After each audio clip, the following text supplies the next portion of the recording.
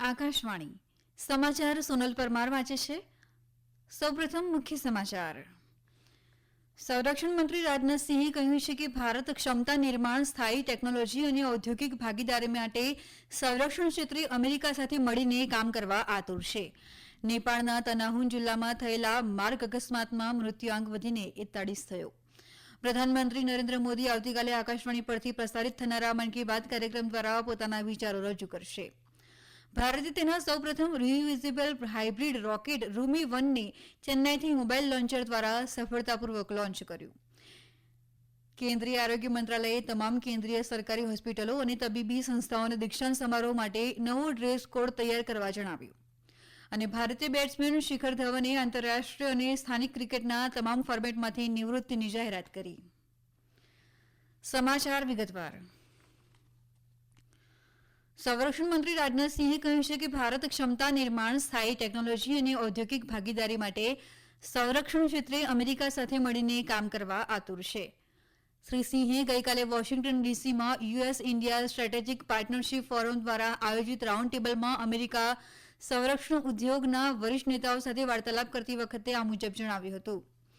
શ્રી સિંઘે ભારપૂર્વક કહ્યું કે ભારત અમેરિકા રોકાણ અને ટેકનોલોજી સહયોગને આવકારે છે અને કુશળ માનવ સંસાધન, મજબૂત એફડીઆઈ, ઉદ્યોગ અનુકૂળ ઇકોસિસ્ટમ અને મોટા સ્થાનિક બજાર માટે તૈયાર છે.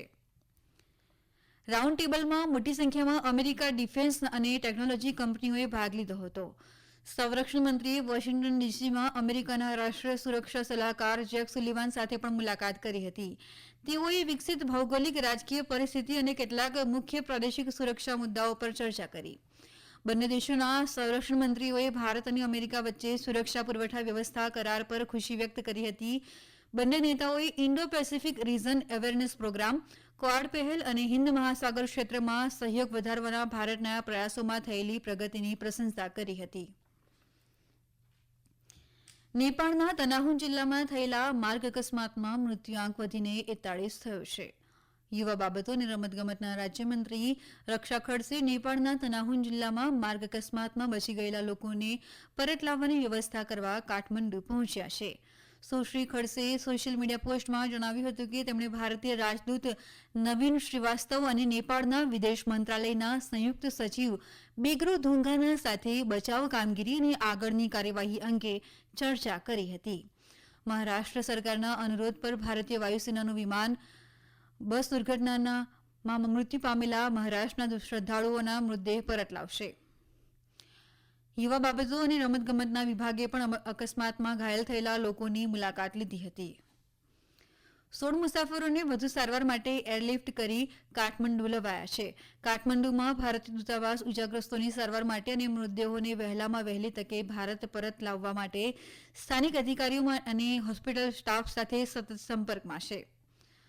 પ્રધાનમંત્રી નરેન્દ્ર મોદીએ આ દુર્ઘટના અંગે શોક વ્યક્ત કરતા મૃતકોના પરિજનો પ્રત્યે સંવેદના વ્યક્ત કરી છે અને ઘાયલો જલ્દી સાજા થાય તેવી કામના કરી છે. સોશિયલ મીડિયા પોસ્ટમાં શ્રી મોદીએ કહ્યું કે ભારતીય દૂતાવાસ અસરગ્રસ્તોને શક્ય તમામ સહાય પૂરી પાડી રહી છે. પ્રધાનમંત્રી નરેન્દ્ર મોદી આવતીકાલે આકાશવાણી પરથી પ્રસારિત થનારા મન કી બાત કાર્યક્રમ દ્વારા પોતાના વિચારો રજૂ કરશે. મન કી બાત કાર્યક્રમની માસિક કડીનો આ 113મો એપિસોડ હશે. આ કાર્યક્રમ આપ Akashvani, Doordarshan, AIR news website અને news on air mobile app પર પણ સાંભળી શકશો. આ ઉપરાંત આકાશવાણીની અંગ્રેજી, હિન્દી તેમજ પ્રાદેશિક ભાષાઓની યુટ્યુબ ચેનલ ઉપર પણ આપ તેને સાંભળી શકશો. આકાશવાણી પરથી મુખ્ય કાર્યક્રમ બાદ પ્રાદેશિક ભાષાઓમાં કાર્યક્રમનું પ્રસારણ કરાશે.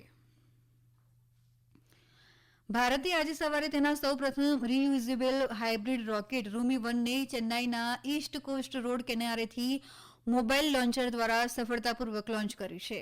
આ રોકેટને તમિલનાડુના સ્ટાર્ટઅપ સ્પેસ ઝોનના પ્રસિદ્ધ માર્ટિન ગ્રુપના સહયોગથી તૈયાર કરવામાં આવ્યું છે. દેશનું આ પ્રથમ રિયુઝેબલ એન્ટ્રી વ્હીકલ છે. રૂમી 1 13 નાનો ઉપગ્રહ અને 50 સૂક્ષ્મ ઉપગ્રહ લઈને અંતરિક્ષમાં ગયું છે. આ ઉપગ્રહ વધી રહેલા વૈશ્વિક તાપમાન અને જળવાયુ પરિવર્તન પર સંશોધન માટેનો ડેટા એકત્ર કરશે. આ સમાચાર આપ આકાશવાણી પરથી સાંભળી રહ્યા છો.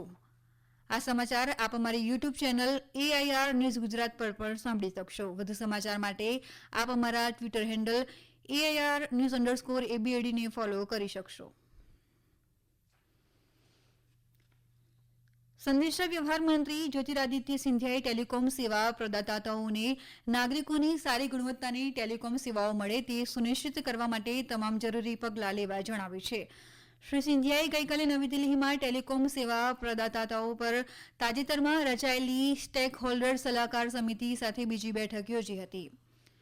શ્રી સિંધિયાએ સેક્ટરને વિકાસની નવી ઊંચાઈઓ પર લઈ જવા માટે સેવાઓની ગુણવત્તા અને સંશોધન અને વિકાસને પ્રોત્સાહન આપવાના ભારતના 6G વિઝન વિશે ચર્ચા કરી. બેઠક દરમિયાન ટેલિકોમ સેવા પ્રદાતાઓએ દેશમાં 100% બ્રોડબેન્ડ કવરેજના માર્ગ તરફ રોકાણોને પ્રોત્સાહિત કરવા માટે સહાયક નીતિ માળખાની માંગ કરી હતી. કેન્દ્રીય આરોગ્ય અને પરિવાર કલ્યાણ મંત્રાલયે તમામ કેન્દ્રીય સરકારી હોસ્પિટલો અને તબીબી સંસ્થાઓને દીક્ષાંત સમારોહ માટે નવો ડ્રેસ કોડ તૈયાર કરવા જણાવ્યું છે. મંત્રાલયે આ સંદર્ભે કેન્દ્ર સરકારની તમામ હોસ્પિટલો અને તબીબી શૈક્ષણિક સંસ્થાઓના વડાઓને પત્ર લખ્યો છે. મંત્રાલયના જણાવ્યા અનુસાર આ પરિવર્તન ભારતના સમૃદ્ધ સાંસ્કૃતિક વારસાને સ્વીકારવાની દિશામાં એક મહત્વપૂર્ણ પગલું છે. મંત્રાલયે કહ્યું કે વિવિધ સંસ્થાઓ દીક્ષાંત સમારોહ દરમિયાન કાળા જબ્બો અને ટોપીઓનો ઉપયોગ કરવાની પરંપરા યુરોપમાં મધ્યયુગમાં શરૂ થઈ હતી. મંત્રાલયે સંસ્થાઓને રાજ્યની સ્થાનિક પરંપરાઓના આધારે દીક્ષાંત સમારોહ માટે યોગ્ય ભારતીય ડ્રેસ કોડ તૈયાર કરવા નિર્દેશ આપ્યો છે. જમ્મુ કાશ્મીરમાં વિધાનસભા ચૂંટણીની તૈયારીઓ પૂરજોશમાં ચાલી રહી છે. જમ્મુ કાશ્મીરમાં વિધાનસભા ચૂંટણીના પ્રથમ તબક્કામાં 18મી સપ્ટેમ્બરે 7 જિલ્લાની 24 વિધાનસભા બેઠકો પર મતદાન થશે. પ્રથમ તબક્કામાં કાશ્મીર વિભાગની 16 અને જમ્મુની 8 વિધાનસભા બેઠકો પર મતદાન થશે. પ્રથમ તબક્કામાં 5,66,000 યુવાનો સહિત 23,27,000થી વધુ મતદારો તેમના મતાધિકારનો ઉપયોગ કરશે. જમ્મુ કાશ્મીરના મુખ્ય ચૂંટણી અધિકારી PK પોલે મતદારોને ચૂંટણી પ્રક્રિયામાં ભાગ લેવા માટે ચૂંટણી પંચની વિવિધ ટેકનિકલ સુવિધાઓનો લાભ લેવા અપીલ કરી છે. ઉલ્લેખનીય છે કે ચૂંટણી પંચે સમગ્ર દેશમાં સરળ અને સુવિધાજનક મતદાન સુનિશ્ચિત કરવા માટે સી-વિજિલ તમારા ઉમેદવારને જાણો સુવિધા, મતદાર હેલ્પલાઇન એપ જેવી અનેક મોબાઇલ એપ લોન્ચ કરી છે. જમ્મુ કાશ્મીરમાં આગામી વિધાનસભાની ચૂંટણી અંગે ચર્ચા કરવા માટે ગઈકાલે નવી દિલ્હીમાં કોંગ્રેસની કેન્દ્રીય ચૂંટણી સમિતિની બેઠક મળી હતી. આ બેઠકમાં કોંગ્રેસ અધ્યક્ષ મલ્લિકાર્જુન ખડગે, કોંગ્રેસ નેતા રાહુલ ગાંધી અને પાર્ટીના અન્ય વરિષ્ઠ નેતાઓ હાજર રહ્યા હતા. ભારતીય બેટ્સમેન શિખર ધવને આંતરરાષ્ટ્રીય અને સ્થાનિક ક્રિકેટના તમામ ફોર્મેટમાંથી નિવૃત્તિની જાહેરાત કરી છે. 38 વર્ષીય ધવને તેમના સોશિયલ મીડિયા પર નિવૃત્તિનો વિડીયો શેર કર્યો છે અને પરિવાર, કોચ અને ટીમના સભ્યોનો તેમના સમર્થન માટે આભાર માન્યો છે. શિખર ધવને ટીમ ઇન્ડિયા માટે 37 ટેસ્ટ, 167 ODI અને 68 T20માં ભાગ લીધો હતો. તેમણે આંતરરાષ્ટ્રીય ક્રિકેટમાં કુલ 10,867 રન બનાવ્યા છે, જેમાં વન ડેમાં 6,793 રન સામેલ છે. ધવનના નામે વન ડેમાં 17 સદી અને 39 અડધી સદી છે. તેમણે 15 મેચમાં ભારતની કેપ્ટનશીપ પણ કરી હતી. તેઓ છેલ્લી વખત ડિસેમ્બર 2022માં બાંગ્લાદેશ સામેની વન ડે શ્રેણીમાં ભારત તરફથી રમ્યા હતા. 222 મેચની IPL કારકિર્દીમાં ધવને 6,769 રન બનાવ્યા હતા. ડ્યુરન્ડ કપ ફૂટબોલ 2024માં બેંગલુરુ એફસીએ કેરળ બ્લાસ્ટર્સને તેના ચોથા ક્વાર્ટર ફાઇનલ મુકાબલામાં 1-0થી હરાવ્યું હતું. અગાઉ ભૂતપૂર્વ ચેમ્પિયન મોહન બાગાન સુપર જાયન્ટે ત્રીજી ક્વાર્ટર ફાઇનલ મેચમાં સડન ડેથ પેનલ્ટી દ્વારા પંજાબ એફસીને 6-5થી હરાવ્યું હતું. બંને પક્ષો વચ્ચેનો મુકાબલો નિર્ધારિત સમયમાં 3-3થી સમાપ્ત થતાં મેચ પેનલ્ટી શૂટઆઉટમાં ગઈ હતી. હવે બીજી સેમીફાઇનલમાં મંગળવારે મોહન બાગાન સુપર જાયન્ટનો સામનો બેંગલુરુ સામે થશે.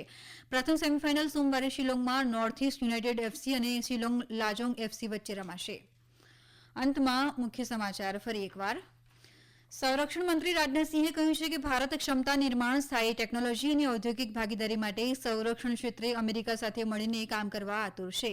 નેપાળના તનાહુન જિલ્લામાં થયેલા માર્ગ અકસ્માતમાં મૃત્યુઆંક વધીને 41 થયો.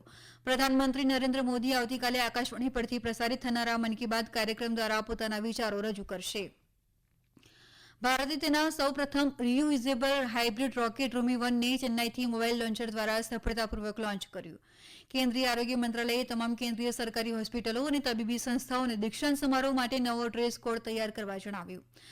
અને ભારતીય બેટ્સમેન શિખર ધવને આંતરરાષ્ટ્રીય અને સ્થાનિક ક્રિકેટના તમામ ફોર્મેટમાંથી નિવૃત્તિની જાહેરાત કરી. આકાશવાણી પરથી સમાચાર પૂરા થયા.